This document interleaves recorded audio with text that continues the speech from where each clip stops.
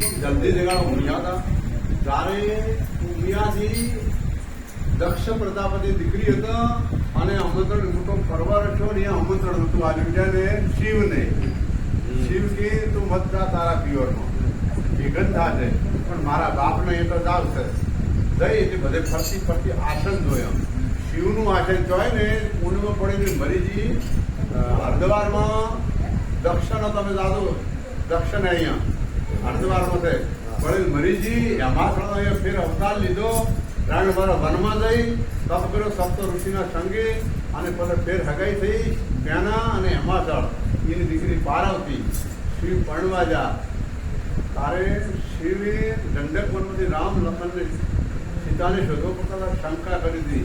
પાર્વતી સીતાએ ભગવાન પર રામે દંડવત પ્રણામ કર્યા કે શ્રી ભગવાનમાં તો એનું ભૈરું ના પૂછી શકે કે દેવી મનુષ્ય લીલા કરે છે કે ના. તમે પરીક્ષા કરો. પરીક્ષા કરવા જતા ચારે બાજુ રામ લખન દેખાણા. રામે ના કીધું માતા ના કીધું સીતા અમારા પિતા ચોથી લખને માં કીધું અને આઈને શિવે શું કર્યું દેવી પરીક્ષા કરી એના પછી હું ઓળખી દીધું જૂઠું બોલ્યા એટલે શિવે આમ ધ્યાનમાં બેઠા અને ભાઈ બહેનનો સંબંધ થઈ ગયો અને શિવ ધ્યાનમાં બેઠા.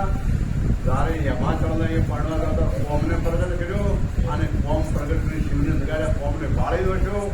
રતિ એમની હતી રોવા મળી ત્યારે કે પ્રભુ મારો પતિ વણે શ્રી રહેવું કૃષ્ણ અવતારમાં તને મળશે. આ તેમજ ભગવાનને જગાડ્યાથી જલ્દી જગાડો દીના નાથ.